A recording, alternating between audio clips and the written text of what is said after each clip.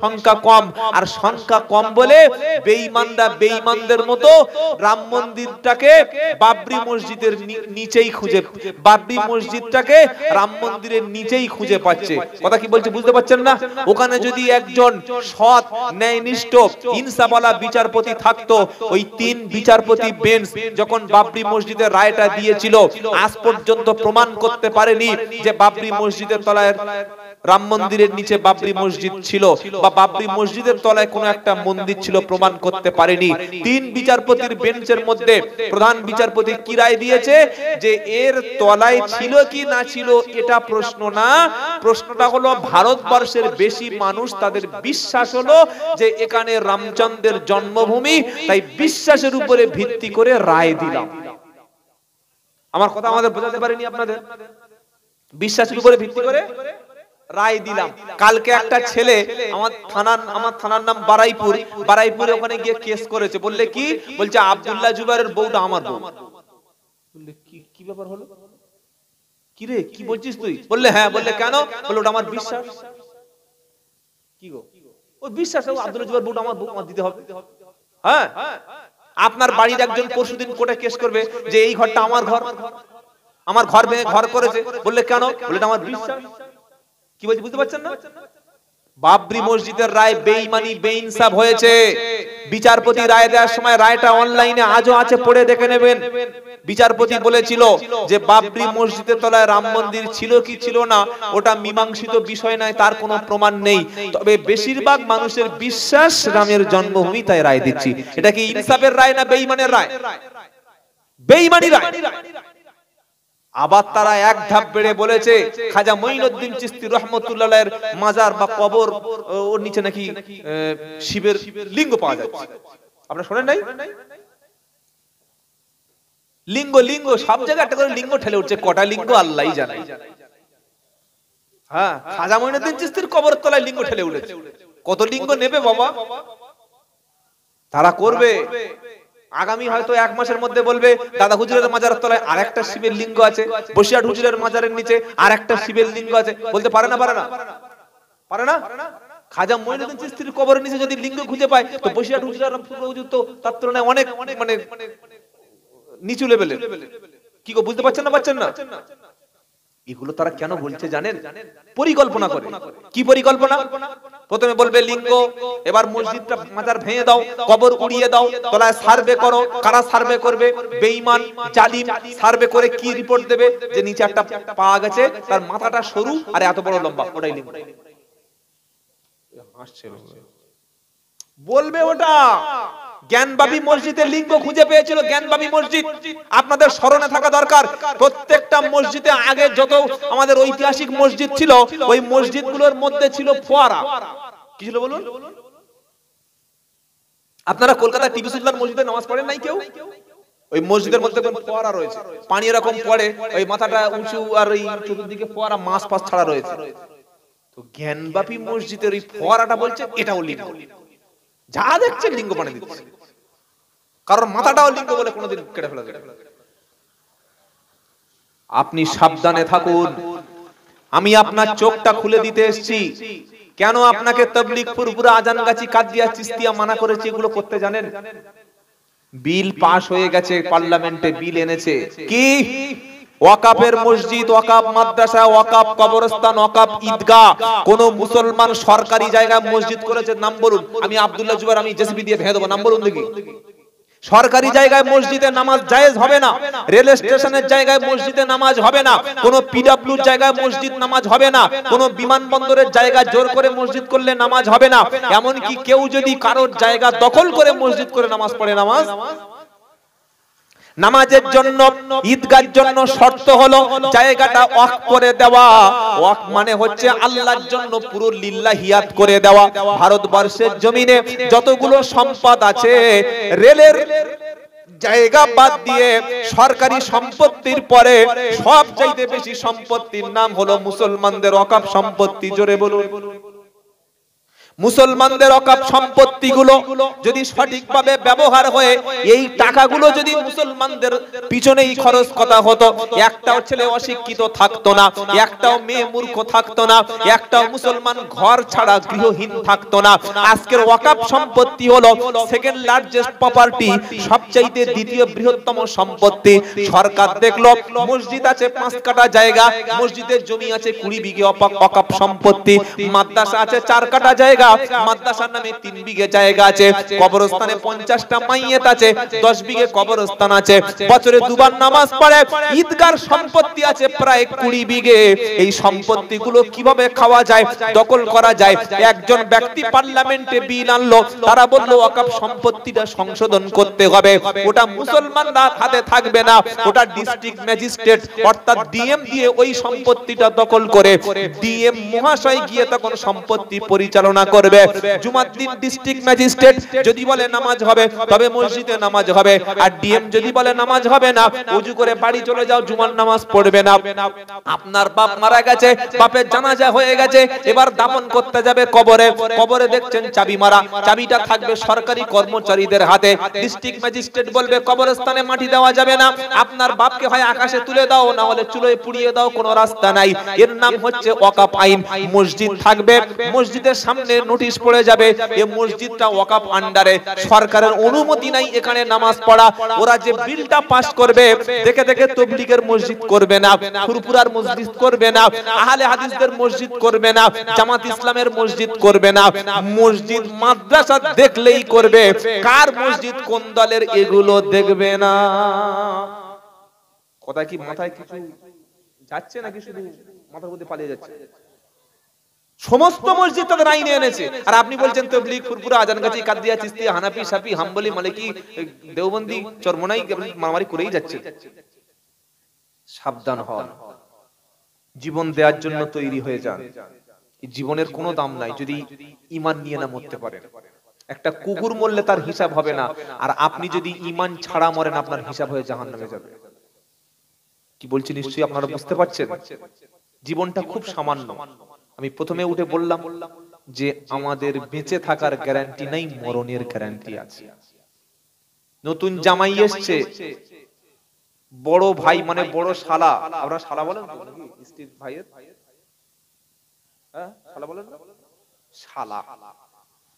তো শালা বাবু গিয়েছে তালপুকুরে, 4 কেজি মুরগি নেবে, বড় বড় রসগোল্লা নেবে, জয়নগরের ম নেবে, আর ওই শক্তিগড়ের ল্যাংচা নেবে, আর একটু ভালো মিষ্টি নেবে। নিয়েছে, নিয়ে বাইকটা ঘুরিয়ে সবে এই রাস্তায় ঢুকবে, বড় 407 এসে পিছন থেকে ঝাঁপ করে মার দিয়েছে।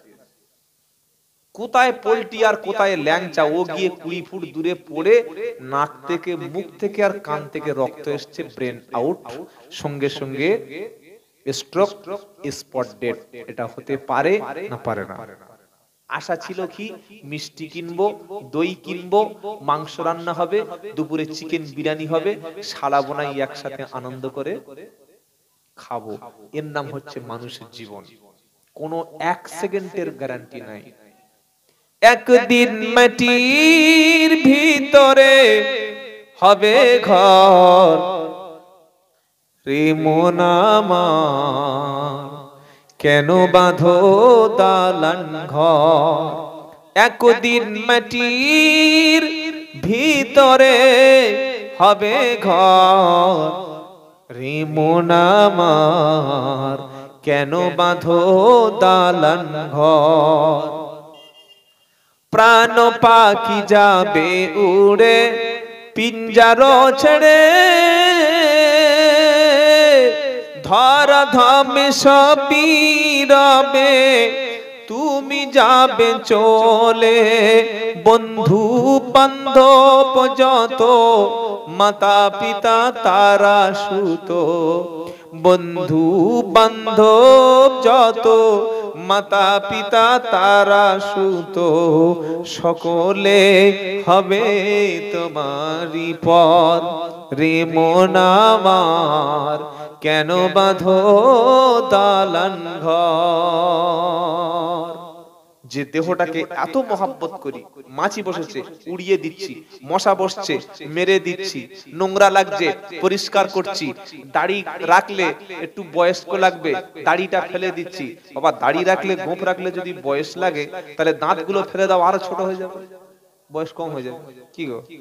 হ্যাঁ, যে শরীরটাকে বাঁচানোর জন্য রোদে বার হই না, সানস্ক্রিন মাখছি, মুখটা যাতে ধপধপ ধপধপ সাদা করে, ফেস ওয়াশ মাখছি, ঠোঁটে লিপস্টিক দিচ্ছি, কত রকমের কি মাখছি, মাখার কোনো ঠিক নাই।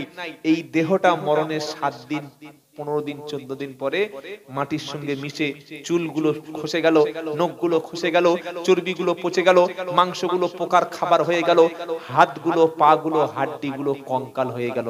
যাবে না? যাবে না?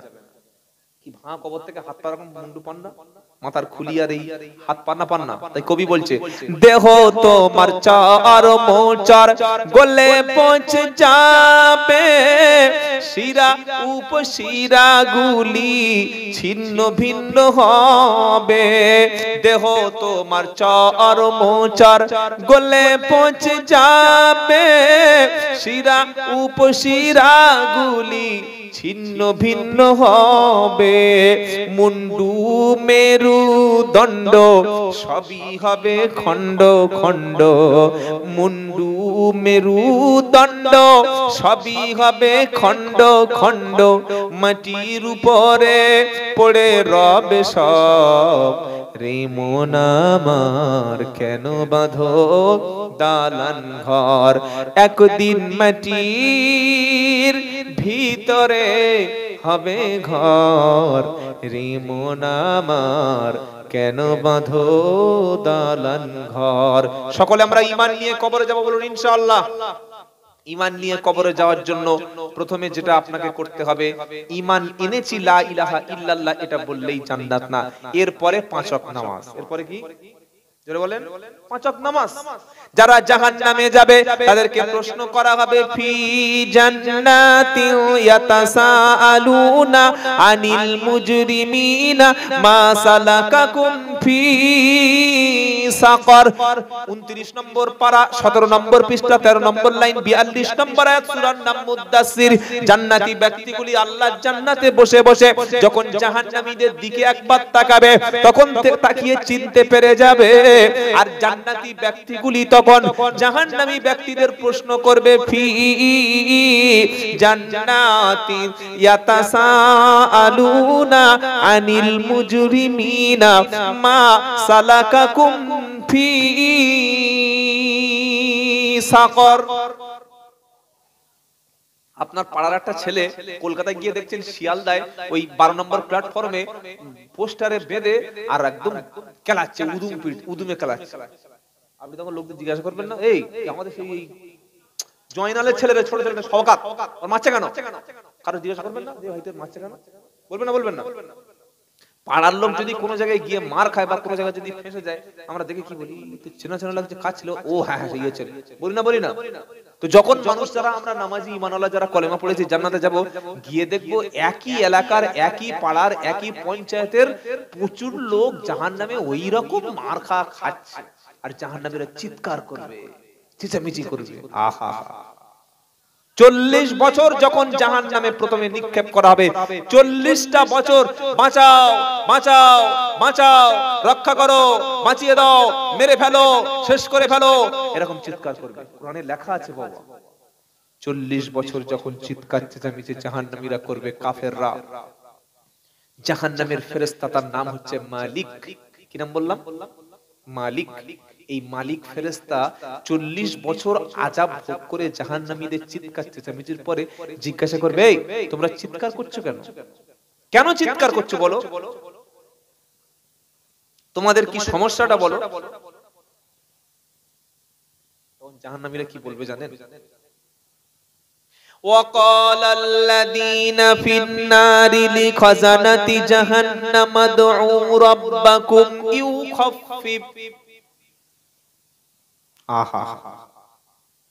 يخفف عنا يوما من العذاب।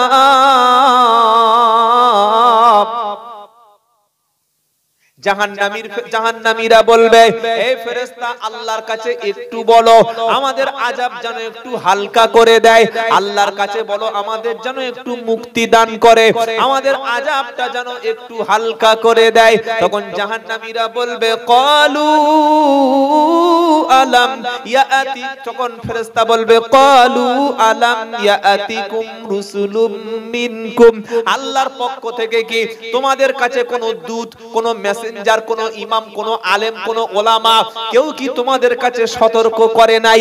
সারা জীবন তোমাদেরকে বুঝিয়েছে, তোমরা শুনে নাই, তোমরা তাদের কথা অবিশ্বাস করেছো, তোমরা নিজেরাই দোয়া করো, আমাকে দোয়া করার কথা বলো না। যখন এমন কথা বলবে তখন কাফেররা, জাহান্নামীরা দোয়া করবে আল্লাহ বাঁচাও, আল্লাহ বাঁচাও। ওয়া মা দুআইল কাফিরিনা ইল্লা ফি যালাল, কাফেরদের দোয়া সেদিন কোনো কাজে, জোরে বলো, লাগবে না। এবার জাহান্নামীরা মৃত্যু চাইবে। কি চাইবে? মৃত্যু চাইবে। দুনিয়ায় দেখবেন কোন মা সংসারে অশান্তি হলে কিংবা কোন ভাবি স্বামী অত্যাচার করলে রাতের বেলা শুয়ে শুয়ে বলছে আল্লাহ তুলে নাও, আল্লাহ তুলে নাও, তুলে নাও, তুলে নাও। কোথা তুলবে? ছাদের উপরে নাকি? খালি বলছে আল্লাহ তুলে নাও। ওরকম দোয়া করতে আছে? আল্লাহর কাছে মৃত্যু চাইতে নাই, তবে বলতে হয় যে আল্লাহ আমাকে ভালো করে দাও, আমাকে সুস্থ করে দাও, আর মৃত্যুটা যদি আমার জন্য কল্যাণ হয়, ঈমানি অবস্থা হয়, সেই মৃত্যু দান করো, তুলে নাও। ছেলের জন্য বলছে মর, মা ছেলের বলছে মর, মরগে যা। সঙ্গে সঙ্গে যদি মায়ের দোয়াটা কবুল হয়, ছেলেটা মারা যায়, তখন কি করবি? যাবি কোথায়? তখন তো পাগলের মতো বলবি আল্লাহ তোমার চোখ নাই, বিচার নাই, তখন বলবি। কি বুঝতে পারছেন না? পারছেন না? জাহান্নামীরা যখন বলবে আল্লাহ মৃত্যু দাও, আল্লাহ আমাদের মরণ দাও, কোরআন শরীফের পারা নাম্বার 18 পৃষ্ঠা নাম্বার 20 লাইন নাম্বার 1 আয়াত নাম্বার 12 সূরার নাম ফুরকান, ওয়া ইদা উলকু মিনহা মাকানান দাইকাম মুকাররানিনা দাউ হুনালিকা সুবুরা, যখন জাহান্নামীদেরকে একটা সরু গাড্ডার মধ্যে ছোট্ট একটা জায়গায় ছুঁড়ে ছুঁড়ে ছুঁড়ে ছুঁড়ে ফেলে দেওয়া হবে। আপনি ধরুন জান্নাতি হয়ে গেছেন, আপনার চেহারা সুন্দর করে দেওয়া হবে, আর ঈমান না নিয়ে যদি কেউ কাফের অবস্থায় মারা যায়, কাফেরদের চামড়াগুলো 42 ফুট মোটা করে দেওয়া হবে, ভুঁড়িটা বাড়িয়ে দেওয়া হবে, ঠোঁটটা ভয়ঙ্কর মোটা করে দেওয়া হবে, কাফেরদের একটা একটা দাঁতগুলো উহুদ পাহাড়ের মতো লম্বা করে দেওয়া হবে, কাফেরদের উপরের ঠোঁটগুলো উপরে তুলে দেওয়া হবে, আর জিভগুলি এত বড় লম্বা করে দেওয়া হবে, ওই জিভগুলো রাস্তায় জাহান্নামের উপরে লম্বা হয়ে পড়ে থাকবে, মানুষ পা দিয়ে মারিয়ে যেতে থাকবে। এইভাবে কাফেররা এবার বলবে আল্লাহ আমাকে বাঁচাও, আল্লাহ আমাকে মৃত্যু দাও। আল্লাহ পাক সেদিন বলবে লা তাদউল ইয়াউমা সুবুরা ওয়াহিদা ওয়াদউ সুবুরান কাসীরা, তোমরা একবার মৃত্যু কামনা করছো কেন? একবার মরণ চাইছো কেন? 1000 বার যদি মৃত্যু কামনা করো, তোমাদের মরণ দেওয়া হবে না, মরণ জাহান্নামে আর নাই। এবার জাহান্নামীরা বলবে খাবার দাও। কি দাও? খাবার দাও। জাহান্নামীরা জান্নাতি ঈমানদারদেরকে আমাদের কাছে খাবার চাইবে। পারা নাম্বার 8 পৃষ্ঠা নাম্বার 15 লাইন নাম্বার 13 আয়াত নাম্বার 51 সূরার নাম সূরাল আরাফ। জাহান্নামী ব্যক্তিরা বলবে ওয়ানাদা আসহাবুন নারি আসহাবাল জান্নাতি আন আফিদু আলাইনা মিনাল মা আও মিম্মা রাযাকাকুমুল্লাহ। বাপ জান্নাতে চলে গেছে, ছেলে জাহান্নামে চলে গেছে, স্বামী জান্নাতে চলে গেছে, স্ত্রী জাহান্নামে চলে গেছে, ভাই দিনের উপরে চলে নামাজ পড়ে সত্য কথা বলে ঈমানের অবস্থায় মারা গিয়ে বড় ভাই জান্নাতে গেছে, ছোট ভাই জাহান্নামে গেছে। আত্মীয় স্বজনকে যখন চিনতে পেরে যাবে তখন বলবে ওয়ানাদা আসহাবুন নারি আসহাবাল জান্নাতি আন আফিদু আলাইনা মিনাল মা। তখন জাহান্নামী ব্যক্তি বলবে ও বড় ভাই, ও আমার স্বামী, ও আমার আব্বা, ও আমার মা, আমি তো দুনিয়াতে একই সঙ্গে খেতাম, তোমার কাছে হাত পাতলে মুখে তুলে খাওয়াতে, সারা জীবন আমার হাত খরচের টাকা দিয়েছো। স্ত্রী স্বামীকে বলবে স্বামী, আমি নামাজ না পড়ে জাহান্নামে এসেছি, আমি পর্দা না করে জাহান্নামে এসেছি, ভাই বলবে বড় ভাই আমরা তো একই সঙ্গে খাওয়া দাওয়া করতাম, আজকে তুমি জান্নাতে ভালো ভালো মাছ খাচ্ছ, ভালো ভালো ফল খাচ্ছ, ভালো ভালো মাংস খাচ্ছ, আর আমি জাহান্নামে খাচ্ছি রক্ত আর পুমুস, খাচ্ছি দুর্গন্ধযুক্ত খাবার। আমরা যেগুলো খাচ্ছ আমাদের দিকে খাবার দাও, একটু পানি অন্তত আমাদের দিকে ছুড়ে দাও। তখন জান্নাতি ব্যক্তিরা বলবে ক্বালু ইন্নাল্লাহা হাররামাহুমা আলাল কাফিরিন। জান্নাতি ব্যক্তি বলবে এ জাহান্নামী ছেলে, এ জাহান্নামী স্বামী, এ জাহান্নামী ভাই, খবরদার আমাদের কাছে খাবার চেও না, আমাদের কাছে কোনো পানি চেও না। এই জান্নাতের খাবারগুলো আল্লাহ তাআলা কাফেরদের জন্য হারাম করে দিয়েছে। আল্লাহু আকবার, সুবহানাল্লাহ, আল্লাহ। কত আশ্চর্য কথা আপনি ভেবে দেখুন। মরণও হলো না, খাবারও পেল না। এবার তারা বলবে যে আল্লাহ এখান থেকে বার কর, এখান থেকে বার করে দাও। এইভাবে 40টা বছর তারা চিৎকার করবে। ক বছর বাবা? তাদের আওয়াজ ফেরেশতাদের কানে যাবে না, শুনবে না। 40 বছর চিৎকার করবে, বাঁচাও বাঁচাও, খাবার দাও। এই সময় ফেরেশতারা এসে আরেকটা কথা শোনাবে। পারা নাম্বার 18, পৃষ্ঠা নাম্বার 8, লাইন নাম্বার 1, আয়াত নাম্বার 104। এগুলো কেন বলছি? যাতে আপনাদের ধরতে সুবিধা হয় যে সত্যিকারে এগুলো আল্লাহ বলেছে নাকি আমি বানোয়াট কথা বলছি। কি বলছি বুঝতে পারলেন নিশ্চয়ই?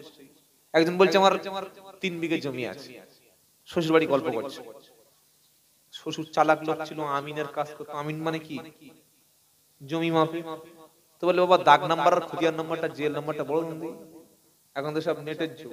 কি গো, দাগ নাম্বার আর খুদিয়ার নাম্বার বললে ও কার জমি রেকর্ড পড়ছে আছে কিনা জানা যাবে না? যাবে না। ফোনে অ্যাপস রয়েছে, বাংলার ভূমি বলে একটা অ্যাপস আছে, ওটা যদি আপনি ফোনে ডাউনলোড করে নেন, খতিয়ান নাম্বার আর দাগ নাম্বারটা মারলেই ও কার নামে দেখি। আচ্ছা আচ্ছা, না ঠিক আছে ঠিক আছে, সবকিছু জেনে নেওয়া যাবে। যাবে না? যাবে না। এই আগের মতো গেঁজাখড়ি কথা এখন আর চলবে না। সেজন্য এখন বক্তব্য করতে গেলে রেফারেন্স সহ মানুষকে এটা দলিল প্রমাণে আছে কিনা জেনে প্রমাণ দিয়ে বলতে হবে। বাবারা, আমার হুজুর বাংলাদেশে গিয়েছে বাবা, আর একটা বাঘ আমার হুজুরকে খেতে এসেছিল, আর হুজুর একটা থাপ্পড় মেরে বাঘের 2টো দাঁত ফেলে দিয়েছে বাবা। এই বক্তব্য করলে কোন ছেলে জলসা এসে বসবে? ও তো ফ্রি ফায়ার খেলবে, ও তো পাবজি খেলবে, ও তো ক্যারাম বোর্ড খেলবে, ও তো বসে বসে গান শুনবে, ও তো বসে বসে মেয়েদের কাছে ফোন করবে। এই বক্তব্য কেন শুনতে আসবে? আজকে আমাদের জলসার বক্তব্যের কোনো মাথা মুন্ডু নাই। সারা জীবন ওই চালিয়ে আসছে, বাঘ আর সাপের ঘটনা। তোর বাঘ তোর কাছে রাখ। পীর সাহেব সমাজের জন্য যে কাজগুলো করেছে সেটা বল। ফরুপুরার পীর আবু বকর সিদ্দিক শুধু পীর ছিলেন না, তিনি ছিলেন সমাজের একটা বড় শিক্ষাবিদ। জোরে বলুন সুবহানাল্লাহ। এই বক্তব্য কজন করে? খালি ওই সাপের ঘটনা, ওইগুলো কেন বিশ্বাস করবে? আর বর্তমান ইন্টারনেটের যুগের ছেলে, সোশ্যাল মিডিয়ার ছেলে, 5G যুগের ছেলে, এরা ডিজিটাল ছেলে, ওইসব আজগুবি কথা শুনবে না এরা। দাদা হুজুর রহমতুল্লাহ আলাইহি যে শিক্ষার জন্য যে মেহনত করেছিলেন, অনেকে জানেন বসিরহাট বড় মাওলানা, কিন্তু কটা মানুষ আছে তার কিতাবগুলো পড়েছে বলুন? কত বড় মাপের আলেম ছিলেন বসিরহাট আল্লামা রুহুল আমিন রহমতুল্লাহ আলাইহি। তার কিতাব না পড়লে জানতে পারবেন না কত বড় ধরনের আলেম ছিলেন। বেশিরভাগ জলসায় দেখেন বক্তাটা বক্তব্য করে কি, আমার নবীকে সৃষ্টি না করলে তামাম পৃথিবী সৃষ্টি হতো না। লাউলা কামা খলাকতুল আফলাক। গলা কি রিংটোনের মতো বাজছে? কি গো, লাউলা কামা খলাকতুল আফলাক। আদম ফেলে না, আমার নবীকে সৃষ্টি না করলে আল্লাহ তাআলা আসমান জমিন চাঁদ সূর্য পৃথিবী তারা কিছুই সৃষ্টি করতো না। হা করলে আর বন্ধ হয় না। বলে হুজুর এটা কি সঠিক নয়? কালকে সকালে যাবেন মাওলানা বাগে বসিরহাট আল্লামা রুহুল আমিন রহমতুল্লাহর একটা বই লেখা আছে। বইটার নাম হচ্ছে বাগমারি ফকিরের ধোঁকা ভন। নাম বলে দিলাম। আমি দলিল নিয়েই কথা বলছি, বাজে কথা বলার লোক নই আমি আর চারটে বক্তার মতো ওই আন্দাজে বলে চলে যাবার পরে আমাকে আপনাকে মিথ্যাবাদী প্রমাণ করবেন পারবেন না ইনশাআল্লাহ। ইনশাআল্লাহ বসিরহাট আল্লামা রুহুল আমিন রহমতুল্লাহর লেখা বই বাগমারি ফকিরের ধোঁকা ভন। এই বইয়ের শুরুর দিকে তিনি বলেছেন যে লাউলা কামা খালাকতুল আফলাক বলে যে কথাটা বক্তারা বলেন যে আল্লাহর নবীকে সৃষ্টি না করলে কিছুই সৃষ্টি হতো না, এটা হাদিস নয়, এটা নবীর কথা নয়, এটা বানোয়াট, এটা জাল। এবার আপনারা বলুন এই বক্তব্যটা বক্তাদের মুখে আমার আগে শুনেছেন না শুনেন নাই? শোনেন নাই? টান দিয়ে যেটা বললাম বাবারা বাবারা করে কি গো, তার মানে বসিরহাট হুজুরের ইলমের হাঁটুর কাছে এর যোগ্যতা নাই, পড়েই না কিতাব, খালি ফোন শুয়ে শুয়ে খালি গাড়িতে উঠে ফোন ঘাটছে আর শুধু খালি লোকের পিছনে কমেন্ট করছে, সমালোচনা করছে ফেসবুকে এসে। কি পাবি ভাই? বক্তার সঙ্গে কিতাব থাকবে, বক্তার গাড়িতে কিতাব থাকবে, হাদিস থাকবে, মোবাইলে হাজার হাজার বই থাকবে। আমার মোবাইলে প্রচুর বই আমি ডাউনলোড করে যখন সুযোগ পাই কোরআন পড়তে শুরু করি, হাদিস তাফসীর পড়তে শুরু করি। কি গো শুনছেন আপনারা? কত বড় মাপের আলেম ছিলেন, তার কিতাবগুলো পড়ে দেখবেন।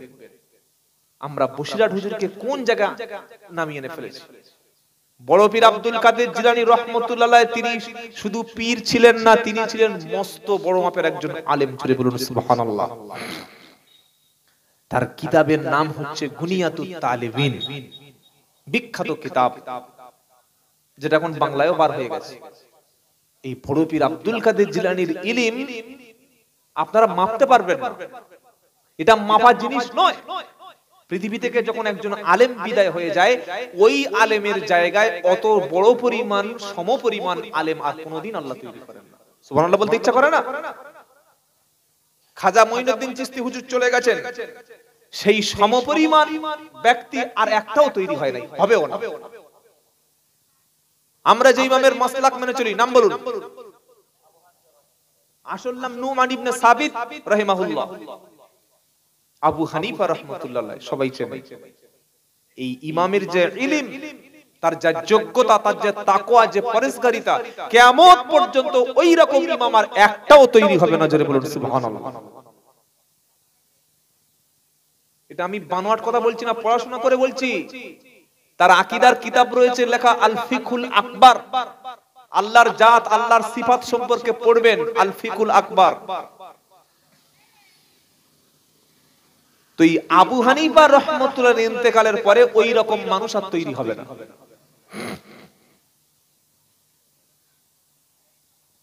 আর একজন বিখ্যাত আলেম ছিলেন, প্রচুর, কটা নাম বলবো, শাহ আতাউল্লাহ বুখারী রাহমাতুল্লাহ, দেওবন্দি আলেম ছিলেন।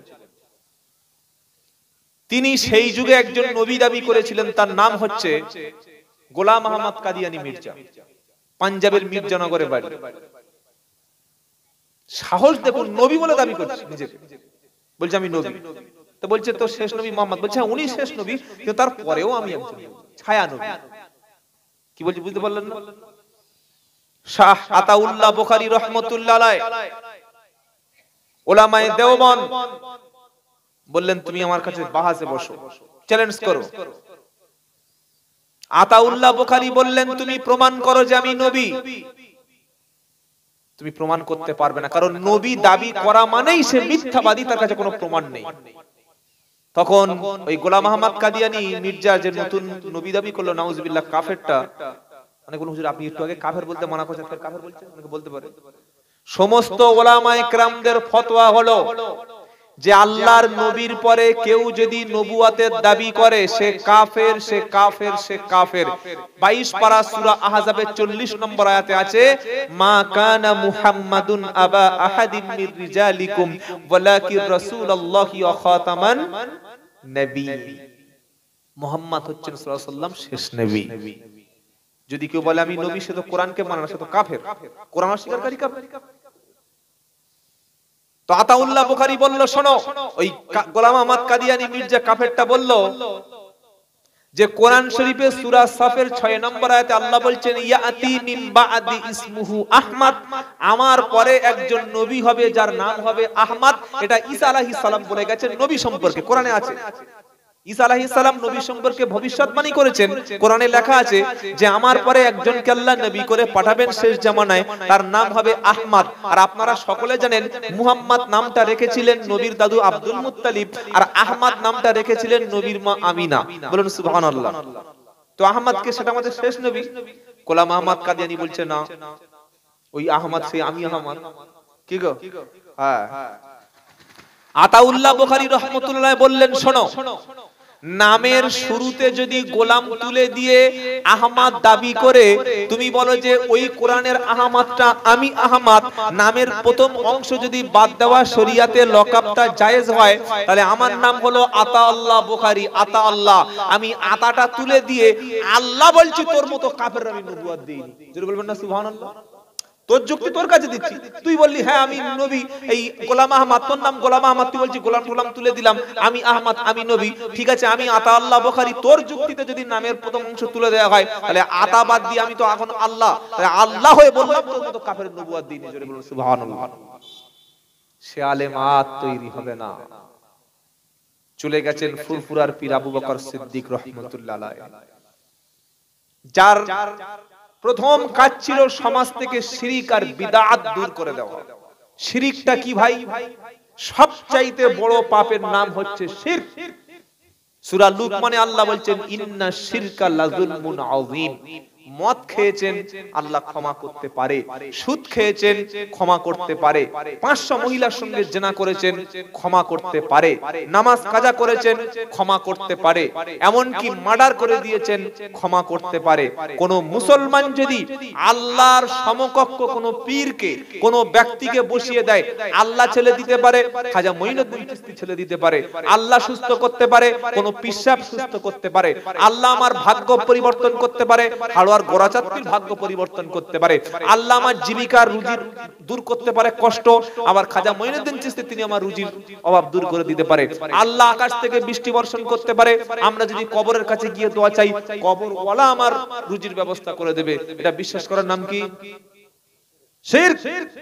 এখানে অনেক মা দেখবেন কপালে এখানে মেয়েদের টিপ দেয় বাচ্চাদের, কেন বললে এই টিপটা দিলে আর নজর লাগবে না, তার মানে আল্লাহকে বলছে আল্লাহ এই টিপটাই বাঁচাবে, তোমার বাঁচানোর ক্ষমতা নাই, এই বিশ্বাস করে। অনেকে তার বৌমাকে বলে বৌমা ও লক্ষ্মী সোনা, লক্ষ্মী মা বৌমা।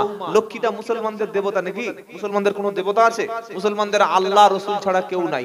আল্লাহ তিনি ইলাহা, রসুল হচ্ছে গোলাম, রসুল হচ্ছে মাবুদ, রসুল হলেন দাস। বলুন সুবহানাল্লাহ। এজন্য তো বলি আশহাদু আন্না মুহাম্মাদান আবদুহু ওয়া রাসূলুহু। কি গো, বৌমাকে ডাকছে আমার লক্ষ্মী মা, কি সোনা লক্ষ্মী মা, তুমি যেদিন থেকে এসছো সেদিন আমার সংসারে বরকত হয়েছে, লক্ষ্মী সোনা। জায়েজ না। ওষুধ খেয়েছেন, খেয়ে বলছেন বাবা সত্যি ডাক্তারটা, ওই ডাক্তারটা দেখিয়েছিলাম বলে বেঁচে আছি, ওই ওষুধটা খেয়েছিলাম বলেই বেঁচে আছি। কাফের ঈমান নষ্ট হয়ে যাবে, শিরকি কথা।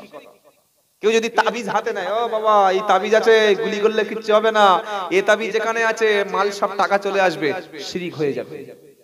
তাবিজকে কোনোদিন ক্ষমতার উৎস বলা যাবে না। সকলে বলুন আমরা শিরক থেকে বেঁচে থাকবো, বলুন ইনশাআল্লাহ।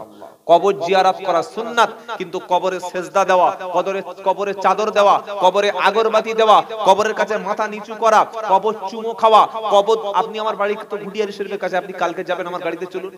ঘুটিয়ারি শরীফ খাজা ওই যিনি ছিলেন গাজী রহমতুল্লাহ আল্লাহওয়ালা ব্যক্তি, তিনি শিরক বিদআতের বিরুদ্ধে ছিলেন। সেই মানুষটার মারা যাওয়ার পরে কবরের উপরে বড় গম্বুজ করে কবরের উপর পাথর দিয়ে, কবরের একদম উপরে পাথর দিয়ে দিয়ে ওই কবর ধোয়াচ্ছে, আর এই কবর ধোয়ার পানি খাচ্ছে, আর ওখানে কটা গাঁজা করে পিশাব বসে থাকে। জীবনে নামাজ পড়ে না, সে আবার নাকি পীর। নামাজ না পড়লে পীর হয়? নামাজ পড়লে তবে পীর হয়, নামাজ না পড়লে পীর হয়? নামাজ না পড়লে সে তো শয়তান, সে পীর হবে কোত্থেকে? ওই পীর সাহেবের পানি, গা ধোয়া পানি, পীর সাহেবের কবর ধোয়া পানি বরকত মনে করে খাচ্ছে।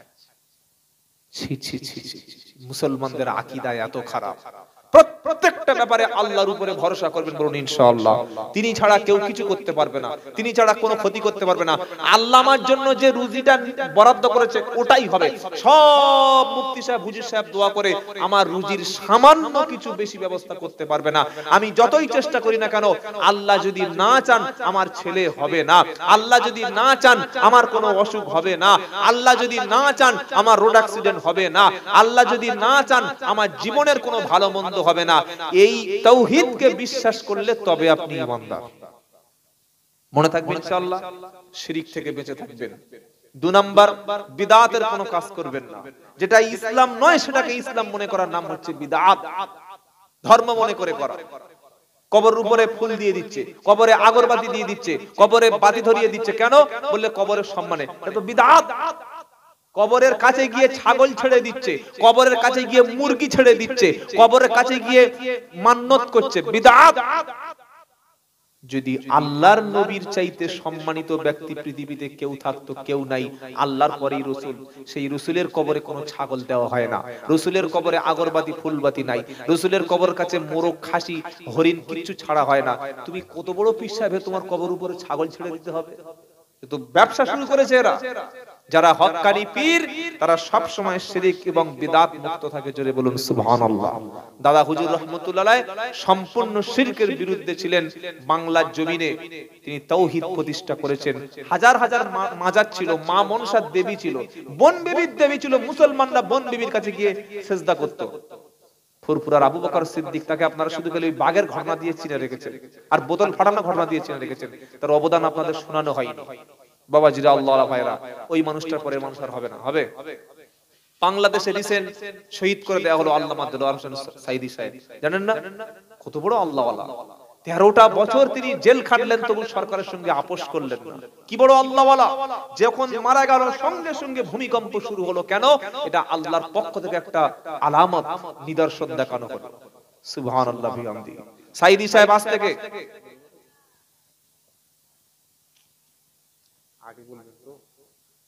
40 বছর আগে বক্তব্য করেছিলেন যে আমি সাইদি যদি আমাকে শহীদ করা হয়, আমার রক্ত স্ফুলিঙ্গের মতো ছড়িয়ে পড়বে, নাস্তিক রাম বাম যত ইসলামিক কুফরি শক্তি সবগুলো জ্বলে পুড়ে ছাই হয়ে যাবে।